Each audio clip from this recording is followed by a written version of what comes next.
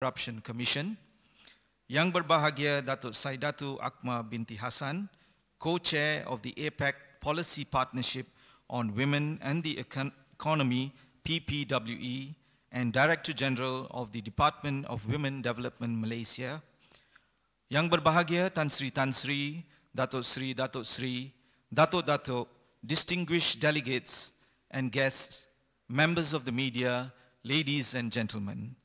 We extend our heartfelt appreciation to all of you for gracing the opening ceremony of the Symposium on Gender Mainstreaming and Women Empowerment to Fight Corruption. Your presence today is much appreciated and indeed reflects your commitment to the agenda of the Symposium. We now would like to invite Al-Fadil Ustaz Nik Muhammad Sukiman bin Nik Yusof of the Malaysian Anti-Corruption Commission to recite a prayer before commencing with the opening ceremony.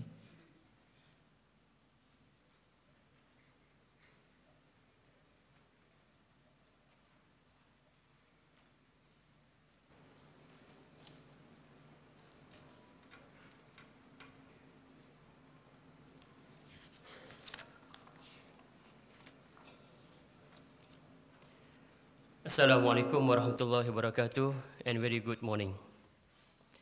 A'udzu billahi minasyaitonir rajim. Bismillahirrahmanirrahim. Alhamdulillahi rabbil alamin. Wassalatu wassalamu ala asyrafil anbiya'i wal mursalin wa ala alihi wa sahbihi ajma'in. Oh Allah the Almighty, we gather today for the official opening Symposium on Gender Mainstreaming and Women Empowerment to Fight Corruption, to forge innovative anti-corruption, transparency and accountability solutions in order to end impunity. We seek your divine guidance and blessings to enable us to stay on the right path in our lives, based on good ethics and integrity, so that our beloved country and the world at large will be a better place to live in. Ya Aziz, Ya Qahar, we seek refuge in you from the temptation of corruption and from negative habits of faithlessness and low moral, leading to inefficiency and low dedication of work, productivity and quality. Allahumma ya Hannan, Ya Mannan, let our efforts thrive well and secure success. Lead us in fulfilling our determination. Bestow us with the answer to our prayers. Listen to our requests. Shower us with the good of this world and in the hereafter. Grant us with much and more than what we've expected. Oh Allah, we seek protection in you for our families and friends, our parents, our leaders, as well as the societies around us from your wrath, by allowing us to live peacefully and safely from natural calamities and social problems. Ya Allah, Ya Rabb, with your benefit from the daily program, efforts here and hereafter, in promoting good integrity among fellow mankind. Rabbana atina fid dunya hasanah wa fil akhirati hasanatan wa qina adzaban wa ala alihi wa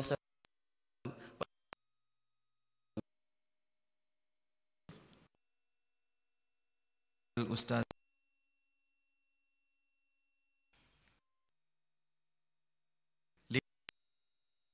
It is with great pleasure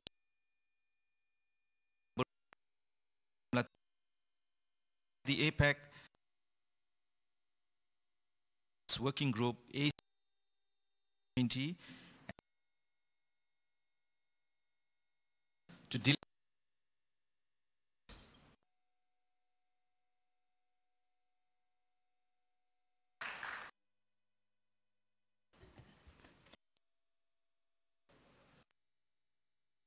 the Right Honorable Azizah, Dr. Deputy, the Honorable Datuk Saidatu, Co-Chair of the Women and the Economy, and the Director. Distinguished guests, speakers, moderators, and delegations of APAC economies, ladies and gentlemen, a very good morning. A warm welcome, selamat datang to this event, which is held in conjunction with the 30th APAC ACTWG Anti-Corruption and Transparency Experts Working Group meeting. I would like to thank and register my appreciation to the Right Honourable Datuk Seri Dr. Wan Azizah Wan Ismail, Deputy Prime Minister, for availing herself to officiate this symposium hosted by the APAC Malaysia under the APAC 2020 SOM1 meeting. Ladies and gentlemen, the centrality of this symposium is that corruption, which is defined as the use or abuse of one's political power or economic position for one's private or personal, has been established to affect both women and men differently under different circumstances. Firstly, it is how women and men, as actors in a corrupt scenario, may behave differently when they are confronted with an offer or opportunity for corruption. It is in this context that the 1999 World Bank policy paper on gender and corruption observed that higher rates of female participation in government are associated with lower levels of corruption. Women are less likely than men to behave opportunistically, thus bringing more women into government may have significant benefits for society in general. In another related World Bank 2000 report regarding gender and corruption, it was observed that women are less involved in bribery and less likely to condone bribery taking, and that corruption is less severe where women hold a larger share of parliamentary seats and senior positions in the government bureaucracy. Ladies and gentlemen, secondly is the negative impact that corruption itself has on women and men when corruption becomes part and parcel of their everyday lives, and also its implications to sustainable development. It is in the latter context that the Sustainable Development Goals, which were adopted by all the United Nations member states in 2015, as a universal call to action to end poverty, protect the planet, and ensure that all people enjoy peace and prosperity by 2030, recognize that gender inequalities and corruption represent major hindrances to reaching the many of the 17 goals and ending poverty by hampering economic growth and increasing inequalities in terms of income, access to services, and distribution of resources. Hence, addressing corruption across the board would invariably be consistent with Goal 16 and Goal 5, which are to promote peaceful and inclusive societies for sustainable development, provide access to justice for all, build effective, accountable, and inclusive institutions at all levels, and achieve gender equality and empower all women and girls. It is with the concerns regarding the linkages between corruption and gender, but also bearing in mind our commitment towards the Beijing Declaration on Fighting Corruption, that this symposium was conceived as a follow-up to the APAC ACTWG Chile 2019's Gender and Corruption Initiatives.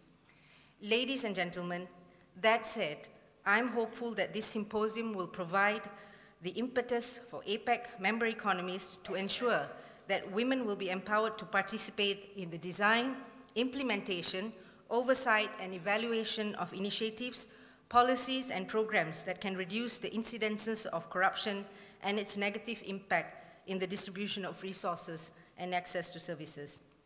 It is my hope that the outcomes of this symposium and ensuing discussions, which will form the basis of policy recommendations to integrate gender perspective in our individual anti-corruption strategy and program, be considered by the ACTWG members, as well as a reference point for collaboration with the PPWE, the private sector, and civil society organizations in our future work. Finally, I would also like to thank all the participants for the support and interest shown by your overwhelming responses to our invitation to this symposium. Thank you very much. Thank you, Yang Berusa, Madam Latheefa, for the opening address. Proceeding with today's opening ceremony, it is now with great pleasure we invite Yang Berbahagia Datuk Saidatu Akhma binti Hassan, Co-Chair of the APEC Policy Partnership on Women and the Economy, PPWE, and Director General of the Department of Women Development of Malaysia, to deliver her address.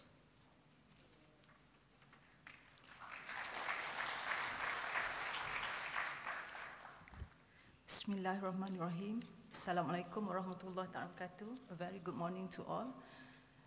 Dear Honorable Datuk Seri Dr. Wan Azizah binti Wan Ismail, our beloved Deputy Prime Minister, ACTWG Chair Puan Latheefa Koya, Ketua Pesuruhjaya, Suruhanjaya Pencegahan Rasuah Malaysia, delegates and participants. I am very grateful for your invitation to attend the Symposium on Gender Mainstreaming and Women Empowerment to Fight Corruption. I would also like to take this opportunity to express Chile's Undersecretary of Women and Gender Equality and also the PPWE Chair, Mrs. Carolina Cuves, sincerest apologies for not being able to attend. She unfortunately could not travel to Malaysia at this time as she is currently acting as the minister. She did express that she is looking forward to seeing some of you at SOM 2, where we will have our first PPWE meeting of the year. I want to begin by commending the Anti-Corruption and Transparency Working Group for taking action and considering the importance of gender in their efforts. Last year, the PPWE had the opportunity to attend one of your group's meeting in Santiago, and we found the topic to be fascinating.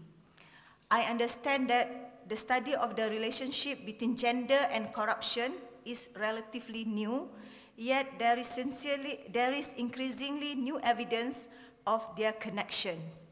Because of this, I believe that we are all here today discussing the utmost importance of taking into consideration the woman perspective when planning and designing the programs to combat corruptions.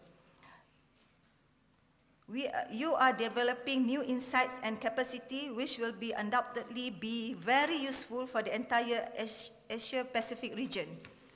I would also like to applaud the efforts by both ACTWG and PPWE for driving in topics closely related to both respective working groups. We hope that this marks the beginning to many more cross-fora collaborations between us. The outtake from this symposium will definitely benefit both working groups as well as the APEC community at large. As you are all well aware, corruption is a complex and multi-dimensional issue that not only affects our economies, institutions, but also impedes economic development. Corruption particularly impacts more vulnerable groups, therefore women and girls are among the most affected as they make up the larger portion of people living in poverty. If we are going to tackle corruption, we must do so in an inclusive manner. Today, women continue to face an unequal power relation with men. This promotes corrupt behaviors and as a result, women's access to public resources, information and decision-making is limited. This perpetuates women's economic dependency on others, thus not allowing them to participate freely in the economy. In that regard, according to the United Nations Office on Drugs and Crime, some studies suggested listed companies with a greater number of women in decision-making position perform better in terms of ethics, corruption levels, and perform better also financially. This showcase that there may be a positive relationship between having women participate freely in the economy and lower corruption levels. It is clear to me that the only way to effectively tackle corruption is through what the name of this symposium suggests. We must empower our women and girls in order to balance the unequal power relationships that persist today. In order to do so, we must work together to better understand the relationship between gender and corruption, and then to take action to eradicate this phenomenon. On behalf of the PPWE, I wish you all a successful symposium, and I look forward to learning about the results and conclusion at which you may arrive. I am eager to share your findings with the PPWE's delegate at our next meeting. Thank you. Thank you, Yang Berbahagia, Datuk Saidatu Akhma binti Hassan.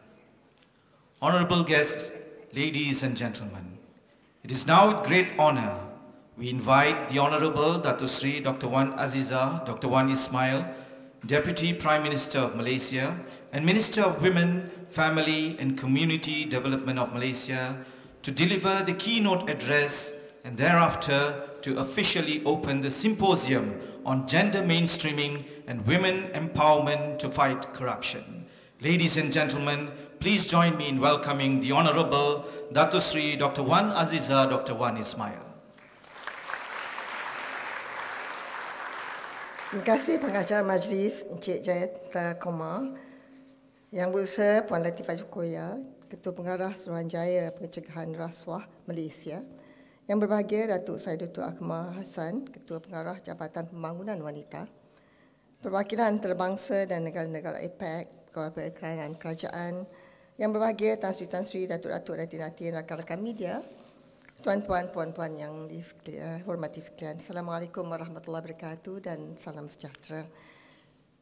A very good morning to everyone. Thank you, Madam Chair, for your in the course of preparing for today, I struggled to balance the areas which I should deliberate on this morning. Having been in active politics not by design but by default, for the last 2 decades, I have witnessed and experienced a whole discourse of women and the need for our empowerment to fight corrupt regimes and practices.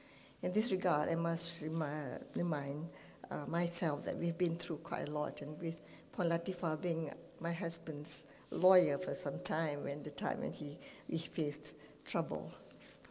This said, the role of women in fighting corruption is often a muted subject, not much discussed or promoted such. The reasons for this are many, some of which I will go through today, but the deeper question that needs to be asked is that, have we done enough to ensure women from all walks of lives have the ability to be at the forefront and center in our societies to fight corruption? From the corridors of power to boardrooms, from kitchen tables to classrooms, from factories to vendors, big and small, women in all spheres and stratum of our societies must be agents of change and agents of beating corruption. On that note, allow me to first thank the Anti-Corruption and Transparency Experts Working Group, the ACTWG, for inviting me to this symposium, through its chair, Ms. Latheefa Koya, who is also the Chief Commissioner of the Malaysian Anti-Corruption Commission, MACC. Distinguished guests, ladies and gentlemen, on 16th October 2017, Daphne Ann Caruana Galizia, a Maltese journalist, died close to her home when a car bomb was detonated inside her vehicle. Daphne focused on investigative journalism, reporting on government corruption, nepotism, patronage, and allegations of money laundering. In 2016, Daphne broke a story about a string of secret Panama-based companies tied to Maltese politicians on her blog. Her work laid the foundation for the publication first of the Paradise Papers and later the Panama Papers by International Consortium of Investigative Journalists. Her family are convinced she was murdered for her bravery and her exposure. In 2006, when Elaine Fleshman began working at JP Morgan Chase, she noticed that the bank was purchasing loans it knew people could not pay back. This is called mortgage-backed securities, investment products made out of home mortgages that were bundled and resold. When she raised it with her boss, she was told to stop all communication with him. Elaine went to the federal prosecutors and gave them evidence of the mortgage securities wrongdoing. JP Morgan Chase paid a $9 billion fine. This case has been described as one of the most significant white-collar crime cases in the US history. In 2002, Cynthia Cooper, an American accountant, who formerly served as the vice president of internal audit at WorldCom, and her team of auditors worked together often at night and in secret to investigate and unearth a $3.8 billion worth fraud at WorldCom. At that time, this was the largest incident of accounting fraud in US history. From accounting fraud to graft, to plain daylight corruption, it simply takes you and I, no matter the ranks that we serve in our jobs, to highlight cases of non-alignments and misdemeanors. The challenge for us all in this room and in our societies is to build an ecosystem that simply does not condone or tolerate any form of graft or corruption. With this in mind, I'd like to deliberate on the following three areas today. First, to present the devastating impact of corruption on women. Second, on how women can play an active role in fighting corruption in societies. And third, APAC's role to boost women's empowerment in fighting corruption. Distinguished guests, ladies and gentlemen, Chancellor Angela Merkel of Germany, in an interview once spoke of her own personal experience as a female politician, and she said, "It is no problem at all for a man to walk and wear a dark blue suit 100 days in a row. But if I wear the same blazer 4 times within 2 weeks, letters start pouring in." Gender biases and parity exist in labor forces all over the world from time immemorial, ranging from over 10% in the OECD, Organization for Economic Cooperation and Development Economies, to 50% in the Middle East and North Africa. Globally, women tend to be locked out of leadership positions, where gender seems to matter more than ability. Women make up 5% only of Fortune 500 CEOs. The World Economic Forum shows that countries with greater gender equality are those countries that have established strong democratic institutions. Hence, countries that have greater freedom and established democracy and support gender equality show better results in corruption indices. The core values of gender equality are therefore fundamental in reducing corruption. Globally, over 2.7 billion women are legally restricted from having the same choice of jobs as men. This is real and not a myth. Of the 189 economies assessed in 2018, 104 economies still have laws preventing women from working in specific jobs. 59 economies have no laws on sexual harassment in the workplace, and in 18 countries, husbands can legally prevent their wives from working.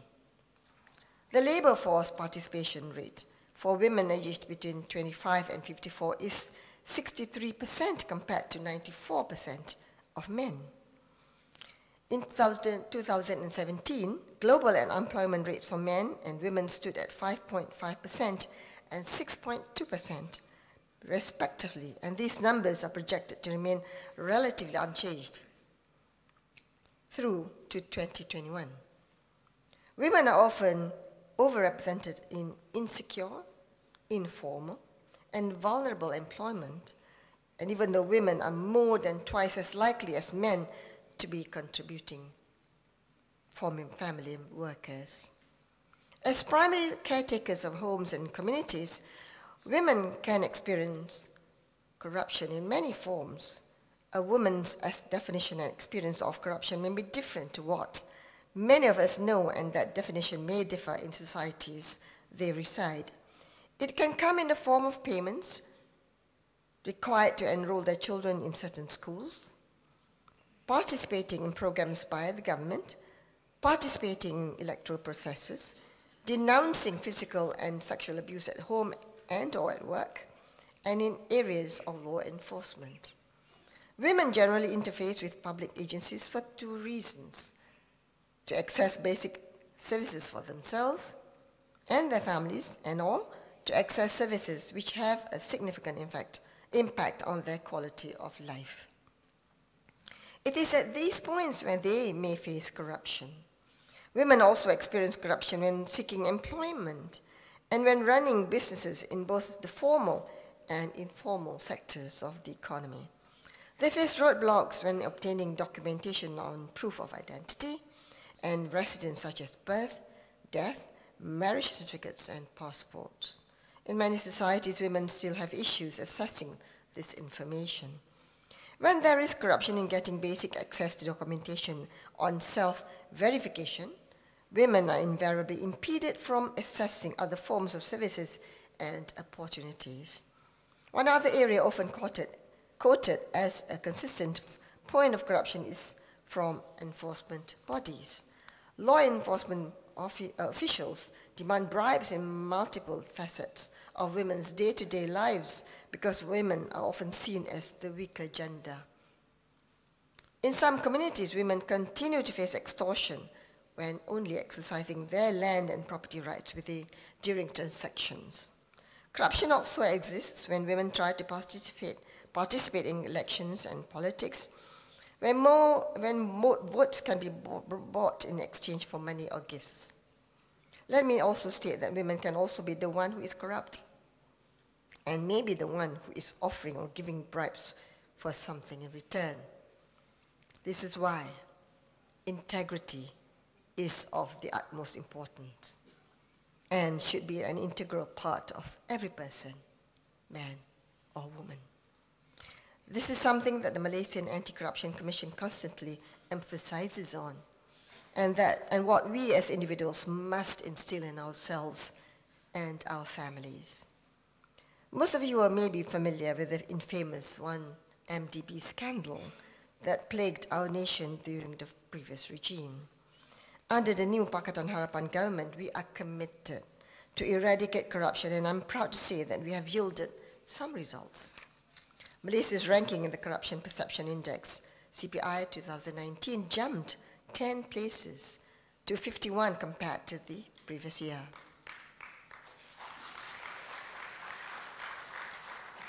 We scored 53 points compared to 47 points in the 2018 index.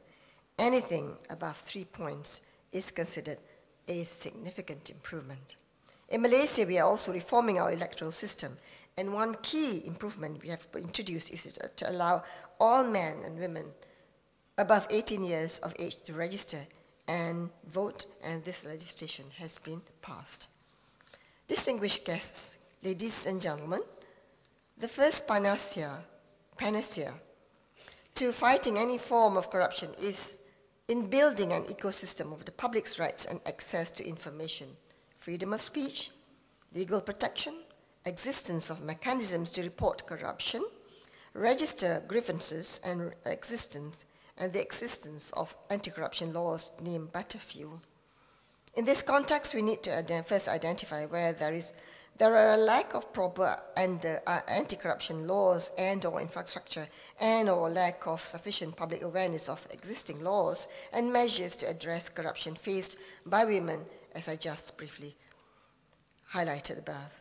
While there are several commendable efforts to strengthen legal and institutional frameworks for accountable and transparent governments, some of these efforts may not have the depth and the bandwidth to reach the regional, state, and local decision-making structures and institutions due to lack of women participation. Education, I would argue, is the key to building an ecosystem that does not tolerate corruption. Unfortunately, there was a survey done, and sometimes the children or the people, the young people in higher education thought that it was all right to receive a bribe. We have a lot of work to do when this is what they think about and they think it is right. So what is crucial is the context and content of this education, advocacy programs, and how we customize this for the various stratum of women in our societies. It must also include building capacity. Capacity building through awareness programs about the different impact of bribery on women's everyday lives by using all available mediums. Customizing the messages to suit the audience is usually significant. One size does not fit all. In addition to education, understanding the rights and existence of laws is central in fighting corruption. This can be done through establishing support networks. I would like to urge all of us to involve grassroots women in national anti-corruption programs and policy development that would greatly benefit from invaluable real-life experiences. As policy and lawmakers, we often miss this point and develop programs in the absence of their input, and then find these programs to be obsolete and ineffective. We could also establish monitoring and audit tools through a variety of mechanisms which are gender sensitive. Establishment of clear lines of whistleblowing and safe spaces for women to report corruption with clear channels for redressing incidents is central to this effort and initiative. Further, a free, responsible and independent press must be allowed to investigate, report and publish on corruption.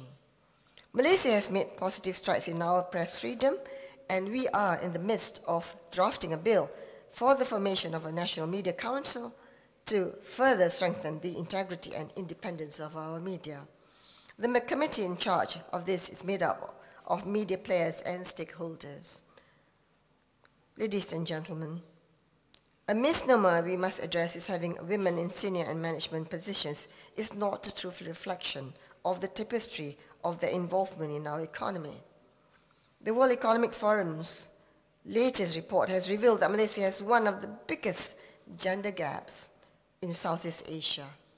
We rank 9th in the region, although we are still higher than other Asian countries, such as South Korea, China, and Japan. Admittedly, we need to improve in political and business empowerment for women at all levels.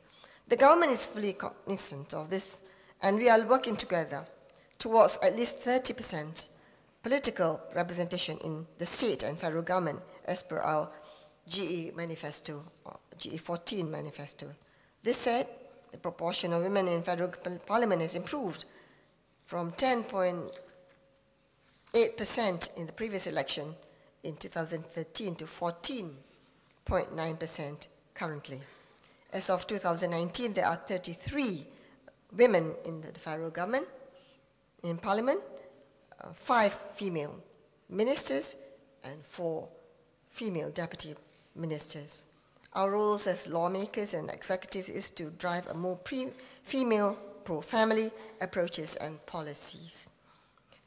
Much of the research since the financial crisis of 2008 showed that if banks and financial supervisors increased the share of women in senior positions, the banking sector would be more stable. According to an IMF study entitled Women in Finance, an Economic Case for Gender Equality, companies where women are most strongly represented at board and top management levels are also those companies that perform best. In Malaysia, I'm proud to share that we have 3 exemplary women whistleblowers from the Auditor General's office. They include the former Auditor General herself, Tan Sri Dr. Madina Muhammad, former Audit Performance Director, Ms. Saidatu Nafisa, and Audit Director Datuk Nur Salwani Muhammad, who whistleblowed or gave the evidence on the alleged tampering of the 2016 final audit report on One Malaysia Development Berhad, which is 1MDB. These women are key witnesses for the Malaysian Anti-Corruption Commission on a case that is being heard in our courts currently. Ladies and gentlemen, Madame Christine Lagarde, the former IMF managing director and now president of the European Central Bank, said what we have observed is that when there are more women, the bank's capital buffers are larger, the number of non-performing loans is smaller, and the risk indices are lower. It is a causality and not just a strong correlation. Research on the role of women in fighting corruption still needs a lot more work. We need to step up our efforts to have accountable systems that will not only empower women at all levels, but create the structures to fight corruption effectively, both in the public and private sectors.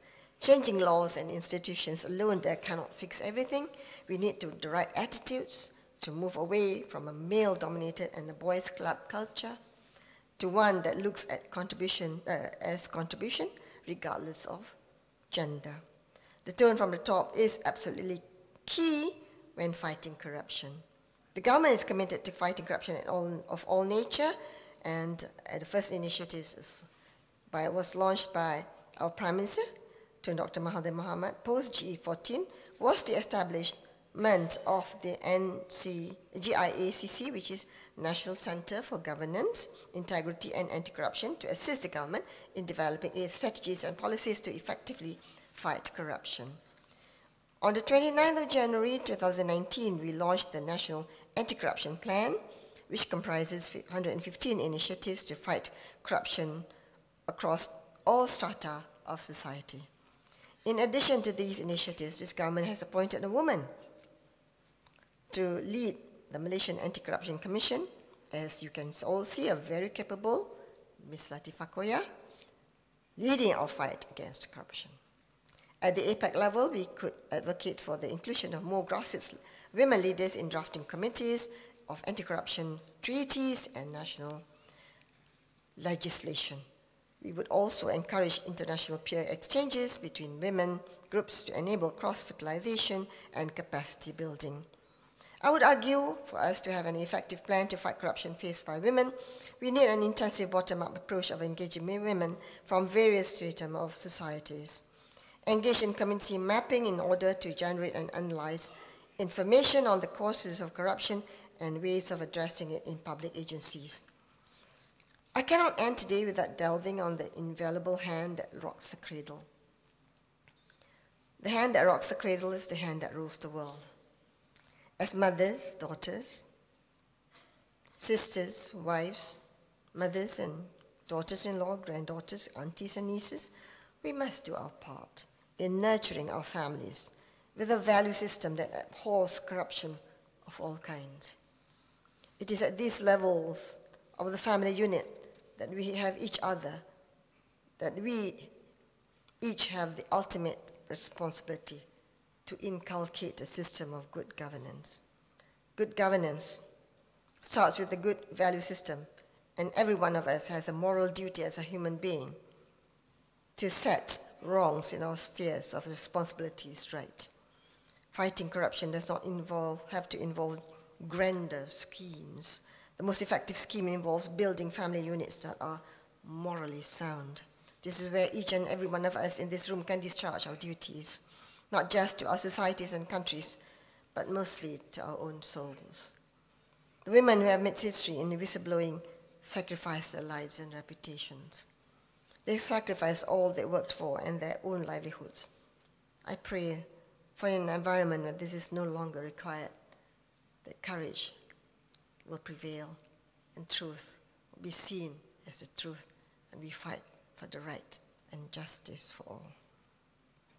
And that we know not to take what is not ours, and that impunity is eradicated from our societies, ourselves first, and our societies.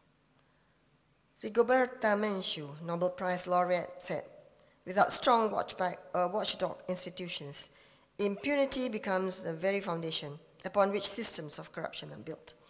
And if impunity is not demolished, all efforts to bring an end to corruption are in vain. So, before I end, I just want to tell you that one of the quotes that I always remember about temptation is that what Oscar Wilde said, I can resist anything but temptation.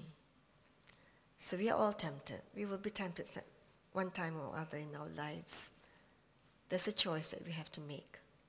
And that little moral compass that we have inside us will guide us. That is why it's so important to strengthen that and have that resilience and that ability to say no. This is most important. You can go for hours and hours on a lot of things, but the most important thing is your integrity, honesty and your strength, resilience. So we must resist temptation. On that note, distinguished guests, ladies and gentlemen, my special thanks to the APEC Secretariat and APEC Policy Partnership on Women and Economy for providing the necessary support and assistance which enabled ACTWG Malaysia to host this symposium for the benefit of all, inshallah. I thank you for your patience. Wabillahi taufiq wal hidayah. Assalamu alaikum warahmatullahi wabarakatuh. Thank you to the Honorable Datuk Seri Dr. Wan Azizah, Dr. Wan Ismail, for the keynote address and for officiating the symposium on gender mainstreaming and women empowerment to fight corruption.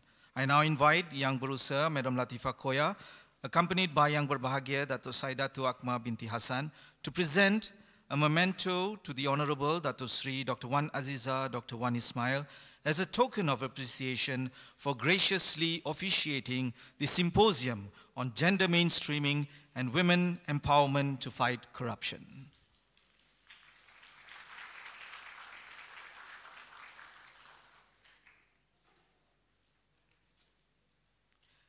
May I now invite the Honorable Datuk Seri Dr. Wan Azizah, Dr. Wan Ismail, accompanied by Yang Berusaha, Madam Latheefa Koya, and Yang Berbahagia Datuk Saidatu Akhma Hassan, to proceed for the group photography session together with our distinguished delegates and guests. I would like to request all delegates and guests to move in closer to our guest of honor for the photography session.